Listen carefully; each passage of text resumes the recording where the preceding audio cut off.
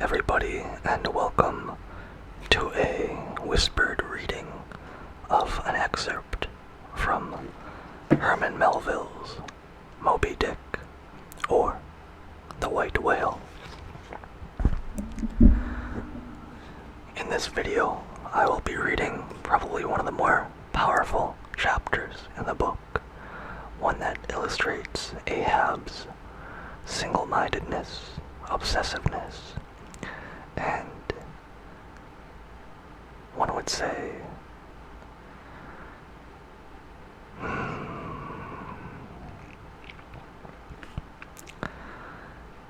his vengeful nature, not just against beast or man, but God himself.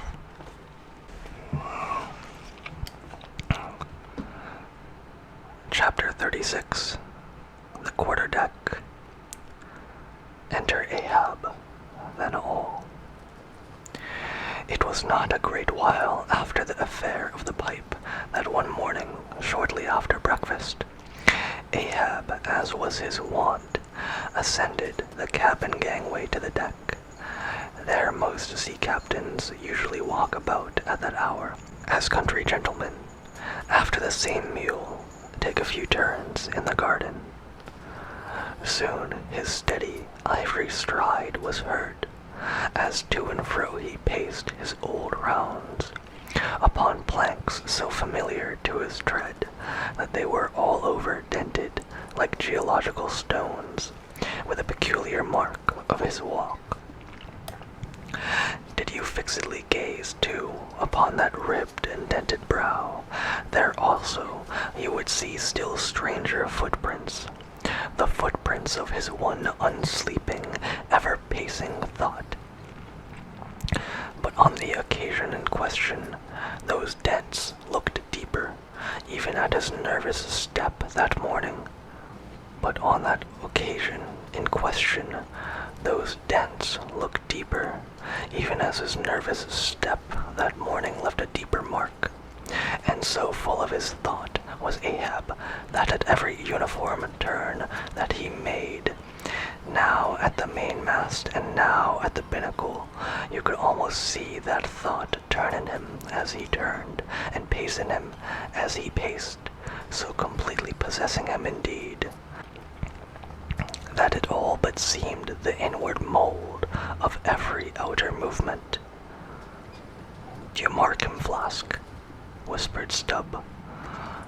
"The chick that's in there. The chick that's in him pecks the shell. 'Twill soon be out." The hours wore on. Ahab now shut up within his cabin, anon, pacing the deck, with the same intense bigotry of purpose in his aspect. It drew near the close of day. Suddenly he came to a halt by the bulwarks, and inserting his bone leg into the auger hole there, and with one hand grasping a shroud, he ordered Starbuck to send everybody aft. "Sir," said the mate, astonished at an order seldom or never given on shipboard except in some extraordinary cause. "Send everybody aft," repeated Ahab. "Mastheads there, come down." When the ship's entire company was assembled, and with curious and not wholly unapprehensive faces were eyeing him, for he looked not unlike the weather horizon when a storm is coming up, Ahab, after rapidly glancing over the bulwarks, and then darting his eyes among the crew, started from his standpoint, and as though not a soul were nigh but him, resumed his heavy turns upon the deck. With bent head and half-slouched hat, he continued to pace, unmindful of the wondering whispering among the men, till Stubb cautiously whispered to Flask that Ahab must have summoned them there for the purpose of witnessing a pedestrian feat. But this did not last long. Vehemently pausing, he cried, "What do ye see when ye see a whale, men?" Sing out for him, was the impulsive rejoinder from a score of clubbed voices. Good, cried Ahab, with a wild approval in his tones, observing the hearty animation into which his unexpected question had so magnetically thrown them. And what do ye do next, men? Lower away and after him. And what tune is it ye pull to, men? A dead whale or a stove boat? More and more, strangely and fiercely glad and approving, grew the countenance of the old man at every shout, while the mariners began to gaze curiously at each other, as if marveling how it was that they themselves became so excited at such seemingly purposeless questions. But they were all eagerness again, as Ahab, now half revolving in his pivot hole, with one hand reaching high up a shroud, and tightly, almost convulsively grasping it, addressed them thus. All ye mastheaders have before now heard me give orders about a white whale. Look ye, do ye see this Spanish ounce of gold? Holding up a broad, bright coin to the sun. 'Tis a $16 piece, men, a doubloon. Do ye see it, Mr. Starbuck? Hand me yon top mole. While the mate was getting the hammer, Ahab, without speaking, was slowly rubbing the gold piece against the skirts of his jacket as if to heighten its luster, and without using any words, was meanwhile lowly humming to himself, producing a sound so strangely muffled and inarticulate that it seemed the mechanical humming of the wheels of his vitality in him. Receiving the top maul from Starbuck, he advanced toward the mainmast with the hammer uplifted in one hand, exhibiting the gold with the other, and with a high, raised voice exclaiming, "Whosoever of ye raises me a white-headed whale with a wrinkled brow and a crooked jaw, whosoever of ye raises me that white-headed whale with 3 holes punctured in his starboard fluke, look ye, whosoever of ye raises me that same white whale, he shall have this gold ounce, me boys." "Huzzah! Huzzah!" cried the seamen, as with swinging tarpaulins they hailed the act of nailing the gold to the mast. "It's a white whale, I say," resumed Ahab as he threw down the top maul. "A white whale. Skin ye eyes for him, men. Look sharp for white water. If ye see but a bubble, sing out." All this while Tashtego, Daggoo, and Queequeg had looked on with even more intense interest and surprise than the rest, and at the mention of the wrinkled brow and the crooked jaw, they had started as if each was separately touched by some specific recollection. "Captain Ahab," said Tashtego, "that white whale must be the same that some call Moby Dick." "Moby Dick!" shouted Ahab. "Do ye know the white whale then, Tash?" "Does he fantail a little curious, sir, before he goes down?" said the gay-header deliberately. "And he has a curious spout, too," said Daggoo. "Very bushy, even for a Parmacetti, and mighty quick, Captain Ahab." "And ye have 1, 2, 3, oh, good many iron in him hide, too, Captain," cried Queequeg disjointedly, all twist like him, faltering hard for a word and screwing his hand round and round as though uncorking a bottle, like him, corkscrew, cried Ahab. "Aye, Queequeg, the harpoons lie all twisted and wrenched in him eye. Daggoo, his spout is a big one like a whole shock of wheat, and white as a pile of our Nantucket wool after the great annual sheep shearing. Aye, Tashtego, and he fantails like a split jib in a squall. Death and devils, men, it is is Moby Dick. Ye have seen Moby Dick. Moby Dick. Captain Ahab, said Starbuck, who with Stubb and Flask had thus far been eyeing his superior with increasing surprise, but at last seemed struck with a thought which somewhat explained all the wonder. Captain Ahab, I have heard of Moby Dick, but it was not Moby Dick that took off thy leg. Who told thee that? Cried Ahab, then pausing. I, Starbuck, I. My hearties all around, it was Moby Dick that dismasted me, Moby Dick that brought me to this dead stump I stand on now. I. He shouted with a terrific, loud, animal sob, like that of a heart-stricken moose. It was that accursed white whale that raised me, made a poor begging lubber of me forever and a day. Then tossing both arms, with measureless imprecautions as he shouted out, Aye, and I'll chase him round Good Hope, and round the Horn, and round Norway Maelstrom, and round Perdition's flames before I give him up. And this is what ye have shipped for men, to chase that white whale on both sides of land, and all over earth, till he spouts black blood, and rolls fin out. What say ye, men? Will ye place hands on it now? I think ye do look brave. Aye, shouted the harpooners and seamen, running closer to the excited old man.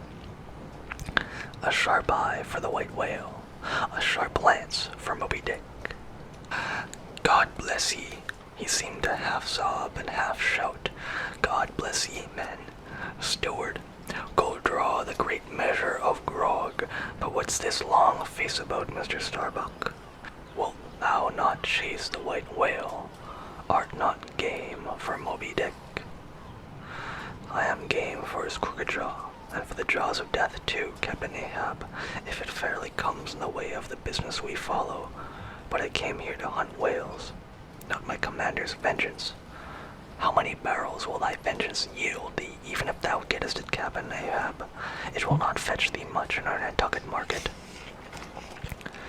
Nantucket market. Hoot. But come closer, Starbuck. Thou requirest a little lower layer. If money's to be the measurer, man, and the accountants have computed their great counting house, the globe, by girdling it with guineas, 1 to every 3 parts of an inch, then let me tell thee that my vengeance will fetch a great premium. Here. He smites his chest, whispered Stubb. What's that for? Methinks it rings most vast, but hollow. Vengeance on a dumb brute, cried Starbuck, that simply smote thee from blindest instinct. Madness. To be in range with a dumb thing, Captain Ahab, seems blasphemous. Hark ye, yet again, the little lower layer. All visible objects, man, are but as pasteboard masks, but in each event, in the living act, the undoubted deed, there, some unknown but still reasoning thing puts forth the moldings of its features from behind the unreasoning mask. If man will strike through the mask. How can the prisoner reach outside except by thrusting through the wall? To me, the white whale is that wall, shoved near to me. Sometimes I think there's naught beyond, but 'tis enough. He tasks me, he heaps me. I see in him outrageous strength, with unscrutable malice sinewing it. That unscrutable thing is chiefly what I hate, and be the white whale agent, or be the white whale principal, I will wreak that hate upon him. Talk not to me of blasphemy, man. I'd strike the sun if it insulted me. For could the sun do that, then could I do the other, since there is ever a sort of fair player in jealousy presiding over all creations. But not my master man is even that fair play. Who is over me? Truth hath no confines. Take off thine eye, more intolerable than fiends' glarings. It is a doltish stare. So thou reddest and thou palest, my heat has melted thee to anger glow. But look ye, Starbuck, what is said in heat, that thing unsays itself. There are men from whom warm words are small indignity. I meant not to incense thee, let it go. Look, see yonder Turkish cheeks of spotted tawn, living, breathing pictures painted by the sun, the pagan leopards, the unreckoning and unworshipping things that live and seek and give no reasons for the torrid life they feel. The crew, man, the crew. Are they not one and all with Ahab in this matter of the whale? See Stubb, he laughs. See yonder Chilean, he snorts to think of it. Stand up amid the general hurricane, thy one toast sapling cannot. Starbuck, and what is it? Reckon it. 'Tis but to help strike a fin. No wondrous feat for Starbuck. What is it more? From this one poor hunt, then, the best lance out of all of Nantucket, surely he will not hang back, when every foremast hand has clutched a whetstone. Ah, constraining seas thee, I see. The billow lifts thee. Speak, but speak. Aye, aye. Thy silence, then, that voices thee. As an aside, something shot from my dilated nostrils. He has inhaled it in his lungs. Starbuck is now mine, cannot oppose me now without rebellion. God keep me, keep us all, murmured Starbuck lowly. But in his joy at the enchanted, tacit acquiescence of the mate, Ahab did not hear his foreboding invocation, nor yet the low laugh from the hold, nor yet the presaging vibrations of the winds in the cordage, nor yet the hollow flap of the sails,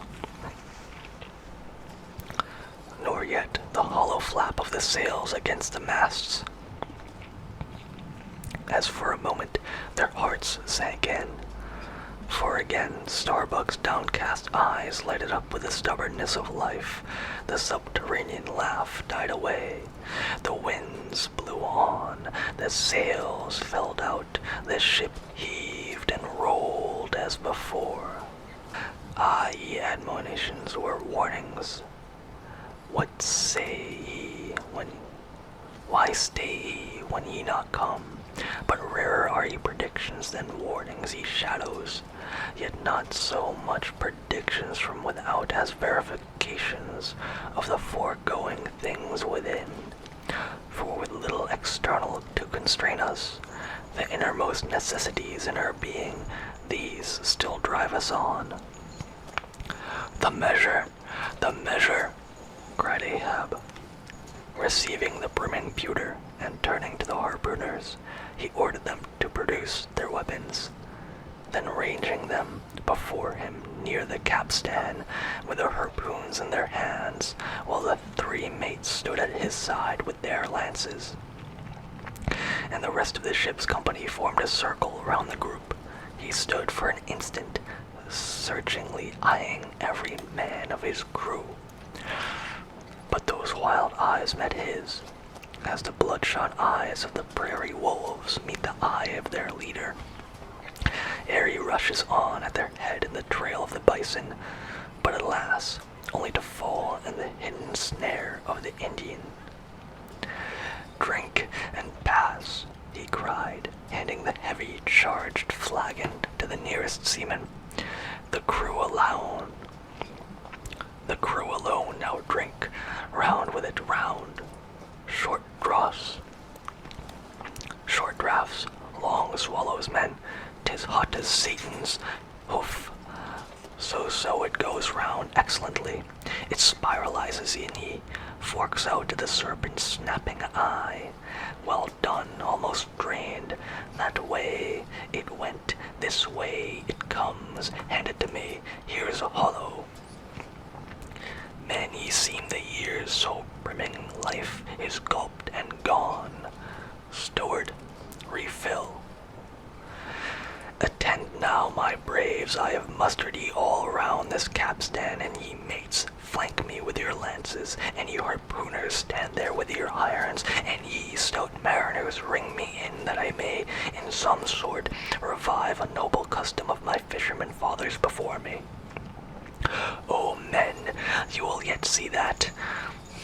Boy, come back, bad pennies, come not sooner. Hand it to me. Why now this pewter had run brimming again, wert not thou Saint Vitus imp, away thou og. Advance, ye mates, cross your lances full before me. Well done, let me touch the axis. So saying, with extended arm, he grasped the 3 level, radiating lances at their crossed center. While so doing, suddenly and nervously twitched them, meanwhile, glancing intently from Starbuck to Stub, from Stub to Flask. It seemed as though by some nameless interior volition he would fain have shocked them into the same fiery emotion accumulated within the laden jar of his own magnetic life. The 3 mates quailed before his strong, sustained, and mystic aspect. Stub and Flask looked sideways from him. The honest eye of Starbuck fell downright. In vain, cried Ahab, but maybe 'tis well, for did ye 3 but once take the full-forced shock, then mine of own electric thing, that perhaps expired from out me, perchance to it would have dropped ye dead, perchance ye needed not. Down lances, and now ye mates, I do appoint ye 3 cupbearers, my 3 pagan kinsmen there. You 3 most honorable gentlemen and noblemen, my valiant harpooners, disdain the task. What, when the great Pope washes the feet of beggars using his tiara for air? O my sweet cardinals, your own condescension that shall bend ye to it. I do not order ye, ye will it. Cut your seizings and draw the poles, ye harpooners.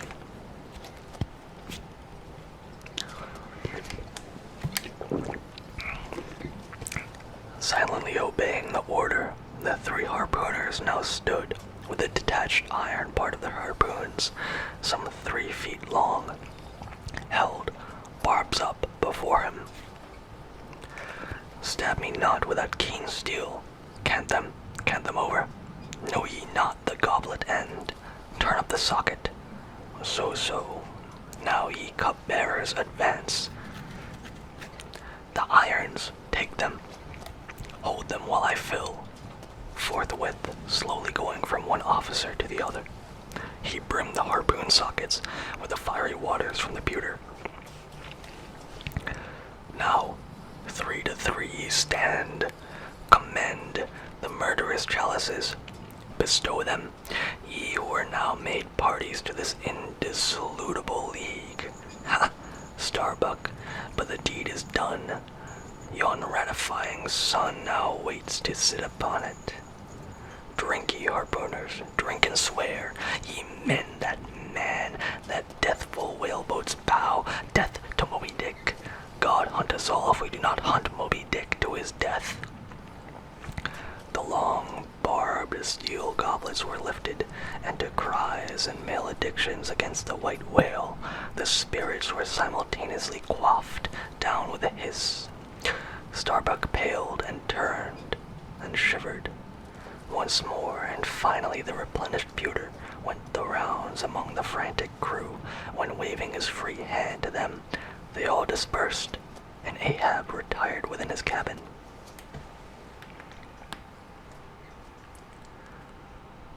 Thus ends Chapter 36 of Moby Dick.